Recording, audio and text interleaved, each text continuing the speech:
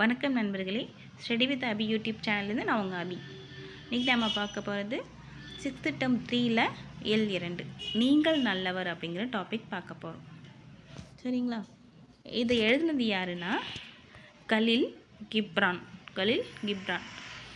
இது வந்து ஒரு நார்மலான ஒரு பாடமாக தான் இருக்கும். நார்மலாக அவங்க சொல்கிற மாதிரி தான் இருக்கும். ஒரு சில விஷயங்கள்லாம் அதெல்லாம் வந்து கேட்க மாட்டாங்க எக்ஸாமில். பட் இதோட நூல்வெளி வந்து இம்பார்ட்டன்ட். சரிங்களா? இருந்தாலும் நம்ம அதை ஒன்ஸ் நான் வந்து படித்து காட்டுறேன். கலீல் கிப்ரான் என்ன சொல்கிறாங்கன்னா, வாழ்க்கை வந்து பின் திரும்பி செல்லாது.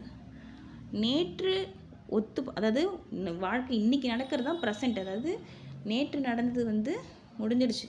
நாளைக்கு நடக்க போகிறது என்னன்னே தெரியாது. இன்றைக்கி நம்ம ப்ரெசென்ட்டில் இருக்கிறது தான் லைஃப்னு சொல்ல வராருங்க. இதாங்க விஷயம் அவர் சொல்கிறது. வாழ்க்கை பின் திரும்பி செல்லாது, நேற்றுடன் ஒத்து போகாது. ஆமாம், நேற்று ஒன்று நடந்திருக்கும், இன்றைக்கி ஒன்று நடக்கும் இல்லையா? கொடுப்பவரின் பரிசுடன் அவருக்கு சமமாக எழுங்கள். சிறகுகளின் மீது எழுவது போல, சிறகுகள் மேலே எழுவது போல நீங்களும் டெய்லி எழுங்க அப்படின்ற மாதிரி சொல்கிறாரு. உழைக்கும் போது நீங்கள் புல்லாங்குழலாகி விடுகிறீர்கள். அதன் இதயம் காலத்தின் கிசுகிசுப்பை ஒரு இசையாக மாற்றி விடுகிறது. அதாவது அதனுடைய இதயம் காலத்தின் கிசுகிசுப்பை போல் ஒரு இசையாக மாற்றி விடுகிறது. உங்களுக்குள் இருக்கும் நன்மையை பற்றி தான் நான் பேச முடியும், தீமையை பற்றி அல்ல. இல்லையா? அதுதான் சொல்கிறாங்க. உங்கள் சுயத்துடன் நீங்கள் ஒருமைப்பாடு கொண்டிருக்கும் பொழுது நீங்கள் நல்லவர். என்னை போல் இரு பழுத்து உன் உள்ளீடுகளை எல்லாம் முழுசாய் கொடு என்று பழம் வேரை பார்த்து நிச்சயமாக சொல்லாது. கொடுப்பது பழத்தோட இயல்பு, பெறுவது வேரோட இயல்பு. அதாவது கொடுப்பது பழங்கிறது நமக்கு கொடுக்குது, மரம் வந்து பழத்தை நமக்கு கொடுக்குது, வேறு என்ன பண்ணும், தண்ணியை அப்சர்வ் பண்ணிக்கும் இல்லையா? அதுதான் சொல்கிறாங்க. அந்த மாதிரி தான் மனுஷங்களும் அப்படிங்கிறாங்க. உங்கள் பேச்சின் போது நீங்கள் விழிப்புணர்ச்சியுடன் இருப்பது நல்லது. உறுதியாக கால் பதித்து உங்கள் குறிக்கோள்களை நோக்கி நடக்கையில் வந்தால் நீங்கள் நல்லவர்கள். அதாவது உங்கள் பேச்சில் என்ன இருக்கணும், விழிப்புணர்வோடு இருக்கணும். பேசும்பொழுது நம்ம ஏதாவது ஒரு வார்த்தை நமக்கே தெரியாமல் அறியாமல் சொல்லிட்டா கூட அது தப்பாக போயிடும் இல்லைங்களா? அதனால் பேசும்போது விழிப்புணர்வோடு பேசணும். நம்மளோட செயலில் உறுதியாக இருக்கணும். இந்த குறிக்கோளை நோக்கி தான் நம்ம நடக்கணும். அப்படியே இது வந்து டிஎன்பிசிக்கு ஒத்து போகுங்க.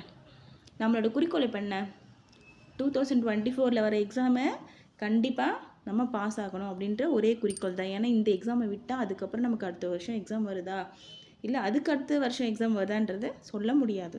அதனால் இந்த வருஷமே இப்பயே குழந்தைங்க சின்ன வயசில் அடம்பிடிக்கும் எனக்கு இப்பயே வேணும்னு, அந்த மாதிரி தான் இந்த வருஷமே நம்ம வந்து எக்ஸாமில் பாஸ் ஆகணும். நீ ரொம்ப ஓட வேணாம், பகல்னு ஃபுல்லாக படிக்க வேணாம். பகல்னு படித்தா கூட உங்களுக்கு ஒரு ஸ்ட்ரெஸ் தான் க்ரியேட் ஆகும், படிக்கிறது மறந்து தான் போகும். ஜாலியாக படிங்க, இன்ட்ரெஸ்டோடு படிங்க. எப்போ முடியும், நான் இப்போ மதியானம் நான் தூங்க போகிறேன் உங்கள் மனசு சொல்லுதா, தூங்குங்க. நான் அதுக்கப்புறம் உங்கள் மனசே சொல்லும், இன்றைக்கி நைட்டு எனக்கு தூக்கம் வரல, நான் படிக்கணும்னு. ஏன்னா மதியானம் தூங்கிட்டே நைட்டு நீங்கள் தூங்க மாட்டீங்க. அந்த நேரம் உங்கள் மனசு சொல்லும் படி அப்படின்னு. எல்லாமே இன்ட்ரெஸ்ட் இருந்துச்சுன்னா தானே எல்லாமே நடக்கும். அதுக்காக ஷெட்யூல் போட்டு இந்த டைம் நான் படித்து தான் தீருவேன், நானே இப்படி சொல்லக்கூடாது. பட் நம்மளோட ஷெட்யூல் நம்ம ஒன்று போடுறோன்னா, இந்த டைமில் உனக்கு உடம்பு வசதியாக இருக்கா, அது தூங்கிட்டு செய். என்னோடய காலேஜில் ஒரு ஃப்ரெண்டு இருந்தாங்க. அவங்க வந்து எக்ஸாம் மதியானம் எங்களுக்கு எக்ஸாம்னா காலையில் வந்து படிச்சுட்ருப்பேல சின்சியராக படிப்போம். அவங்க என்ன பண்ணுவாங்கன்னா தூக்கம் வந்துச்சுன்னா தூங்கிடுவாங்க. எக்ஸாம் ஒரு 2 மணிக்கு எக்ஸாம் ஸ்டார்ட் ஆகுதுன்னா கரெக்டாக பார்த்தா டேபிளில் 12 மணிக்கு 12 to 12:30 தூங்குவாங்க. அலாரம் வச்ச மாதிரி எழுந்திருப்பாங்க 12:30 மணிக்கு. ஒரு தூங்கி ரெஃப்ரெஷ்மெண்ட் ஆன உடனே எனக்கு இப்போ ஃப்ரெஷ்ஷாக ஃபீல் ஆகிறேன் அப்படின்னு சொல்லிட்டு திருப்பி படிப்பா. நமக்கெல்லாம் தூங்கிட்டே இருக்குன்னு தோணும். ஆனால் வந்து அந்த மாதிரி இருக்கிறவங்களும் உண்டு. அதனால் ஷெட்யூல் போடுறேன், நான் படிக்கிறேன்னா ஸ்ட்ரெஸ்ஸாக நான் பகலாக படிக்கிறேன்றது வேணாம். உன்னோட குறிக்கோளை மட்டும் நீ மனசில் வச்சுக்கோ. கண்டிப்பாக அந்த ரேஸில் நீ வின் பண்ணுவ, அவ்வளோதான். இந்த எழுதினது யாருன்னா கலீல் கிப்ரான். சொல்லும் பொருளும். சுயம்னா என்ன, தனித்தன்மை. உள்ளீடுகள்னா உள்ளே இருப்பவை. சரிங்களா? நூல்வெளி. கலீல் கிப்ரான்றவங்க வந்து லெபனான் நாட்டை சேர்ந்தவங்க. சரிங்களா? கலீல் கிப்ரான் லெபனான் நாட்டை சேர்ந்தவங்க. இவர் யாருன்னா ஒரு கவிஞர், புதின ஆசிரியர், கட்டுரை ஆசிரியர், ஓவியர். சரிங்களா? இந்த பாடம் உங்களுக்கு கலீல் கிப்ரானாலே உடனே உங்களுக்கு என்ன ஞாபகம் வந்துடும்னா இந்த படம்லாம் ஞாபகம் வந்துடும். இதெல்லாம் பார்க்கும்போது உங்களுக்கு என்ன தோணுது, ஒரு படம் இருக்குது, இமேஜ்லாம் வந்து இசை அந்த புல்லாங்குழல் இருக்குது, ஒரு கவிதையாக இதெல்லாம் நம்ம அந்த மயிலிறகெல்லாம் பார்த்தா அந்த இறகெல்லாம் பார்த்தாலுமே நமக்கு அப்படியே ஒரு மாதிரி இசை கவிதை அப்படின்ற மாதிரி போயிடும் இல்லையா? ஸோ அது மாதிரி நமக்கு வந்துடும். கவிஞர், புதின ஆசிரியர், கட்டுரை ஆசிரியர், ஓவியர் அப்படின்றது அவரோட பன்முக ஆற்றல், இதெல்லாம் வந்து அவர் பண்ணுவார். சரிங்களா?